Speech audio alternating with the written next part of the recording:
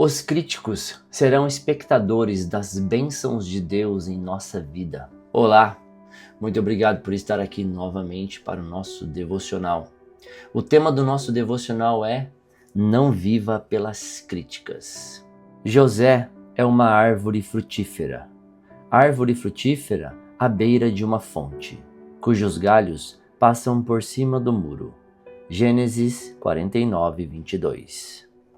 Talvez você já tenha ouvido o dito popular: prego que se destaca, leva martelada. Essa frase me faz lembrar que sempre que Deus nos levanta para algo grande, naturalmente as críticas aparecem. Algumas são realmente construtivas, já outras buscam apenas nos destruir e desestimular.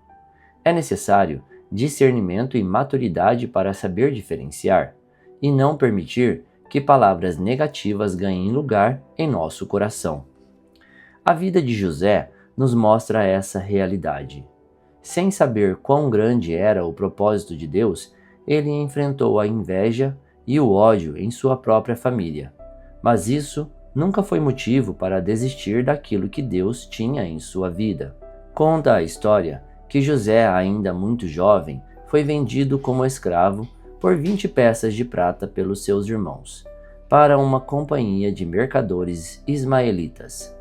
Como se isso não bastasse, ele foi levado para o Egito e vendido a Potifar, o oficial do faraó.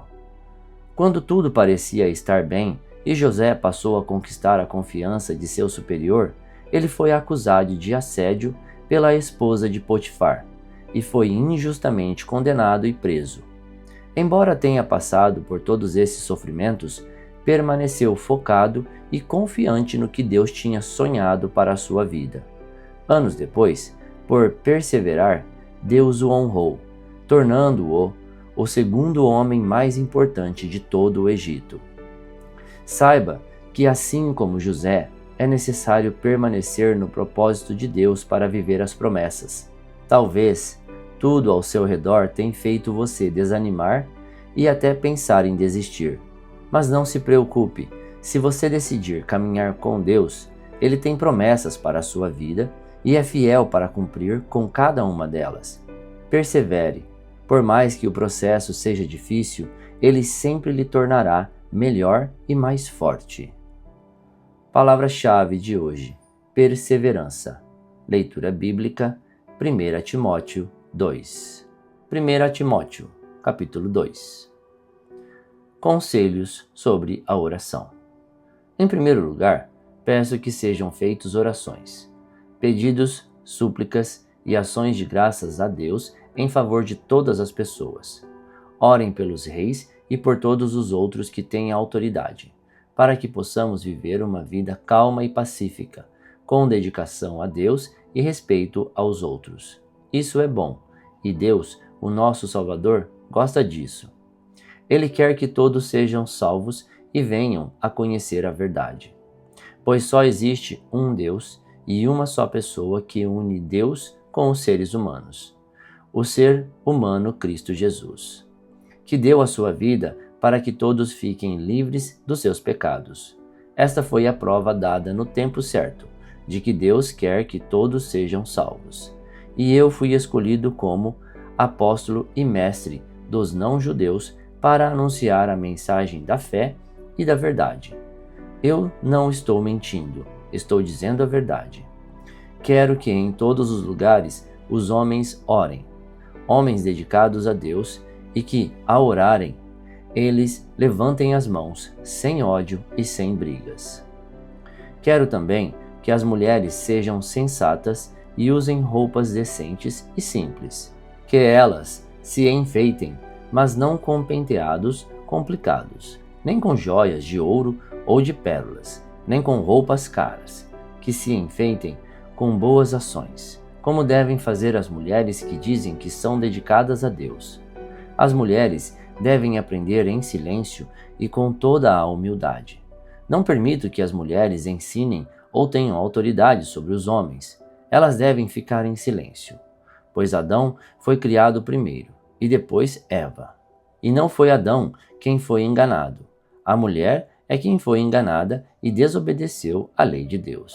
Mas a mulher será salva tendo filhos, se ela, com pureza, continuar na fé, no amor e na dedicação a Deus. Antes de finalizar o vídeo, eu gostaria de fazer um pequeno comentário no final. Às vezes as palavras de Paulo parecem um tanto rudes e um tanto machistas. Tá? Eu entendo isso. Eu gostaria de enfatizar aqui que as palavras de Paulo não são as minhas palavras, apesar do meu nome ser Paulo também. Tá? As palavras que ele escreveu aqui na Bíblia Sagrada não são as palavras que eu acredito. Por exemplo, quando ele falou sobre as mulheres, aqui no capítulo 2 da primeira carta a Timóteo, ele falou um tanto quanto, as palavras dele soaram um tanto quanto machistas. E eu não concordo com esse tipo de posicionamento, mesmo estando na Bíblia. Muitas vezes eu questiono as palavras que estão na Bíblia, mesmo sendo as palavras sagradas, as palavras que nós acreditamos que sejam as palavras de Deus. Tá legal?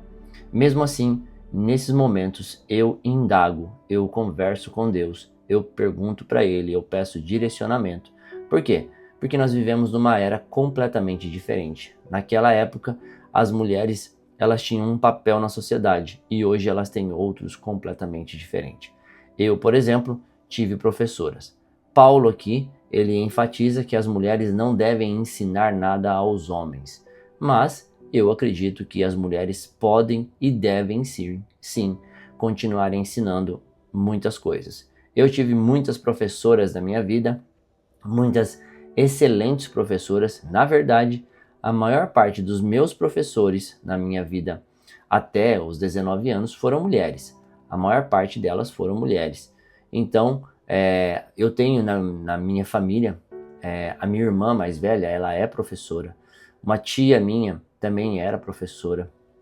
Eu trabalho como professor, ou seja, eu acredito que é uma profissão que ela pode ser tanto de homens quanto de mulheres. Se Deus te deu essa vocação, se você tem o dom para ensinar as pessoas, para se comunicar da melhor maneira, então acredito que ninguém vai tirar isso de você, mesmo que seja o apóstolo Paulo.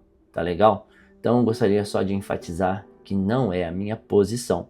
Isso aqui é só um canal. Nesse nosso canal a gente faz um devocional, lendo a Bíblia, lendo o conteúdo da Bíblia. E não quer dizer que em tudo eu concorde. Tá? Muito obrigado. Tenha um ótimo dia e que Deus o abençoe.